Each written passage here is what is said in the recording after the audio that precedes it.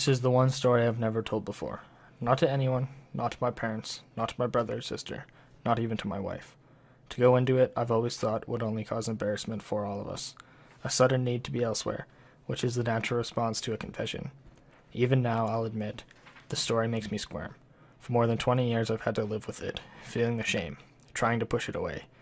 And so by this act of remembrance, by putting the facts down on paper, I'm hoping to relieve at least some of the pressure of my dreams. I spent the summer of 1968 working at a meatpacking plant in my hometown of Worthington, Minnesota. I was a declotter, meaning that I removed blood clots from the neck of dead pigs.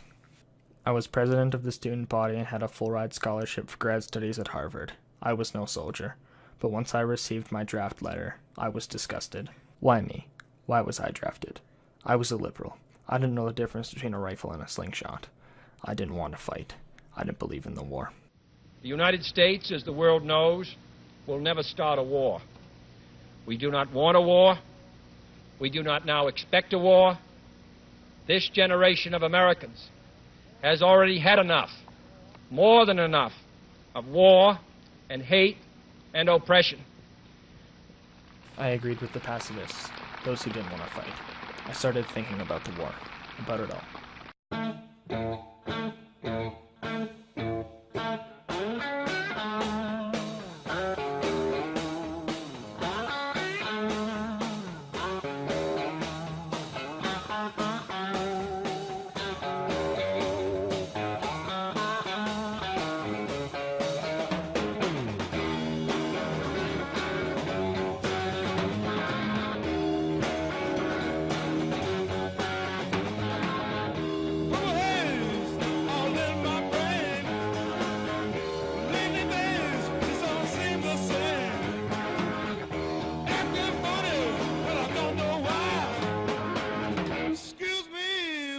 Kiss the sky.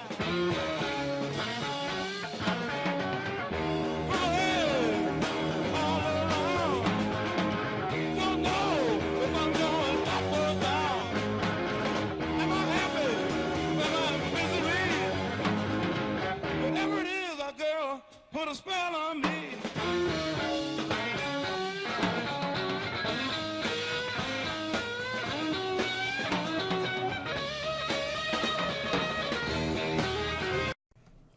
I was now faced with an impossible dilemma.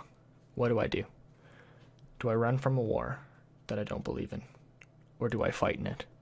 Probably die. If I fight, I'll probably die. And if I run, I'll deem myself a coward to my friends and family, who I'll never be able to see again. All that separated Minnesota from Canada, which for me, separated one life from another, was the Rainy River. The Rainy River, wide as a lake in places, and beyond the Rainy River, was Canada. I pulled into a lodge around noon. It was called the Tip Top Lodge, but it was anything but. It was just 8 or 9 tiny yellow cabins clustered on a peninsula that jutted northwards onto the Rainy River. The place was in sorry shape. It was there at the lodge where I met Elroy. Elroy took me in like a stray cat. No wasted sighs or pity. The man was very sharp. Elroy Birdhall was no hick. We would play Scrabble together. He would beat me barely concentrating. I helped Elroy get the place ready for winter, sweeping down the cabinets and hauling in the boats, little chores that kept my body moving. Elroy clearly understood I was in distress. He even paid me for my odd jobs. Barely charged me for rent either. On my last full day, the 6th day, the old man took me out fishing on the Rainy River. The afternoon was sunny and cold. A stiff breeze came in from the north, and I remember how the little 14-foot boat made sharp rocking motions as we pushed off from the dock.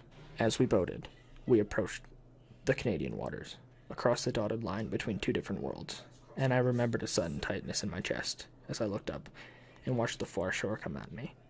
This wasn't a daydream. It was tangible and real. As we came in towards the land, Elroy cut the engine, about 20 feet off the dock. It struck me then that he must have planned it.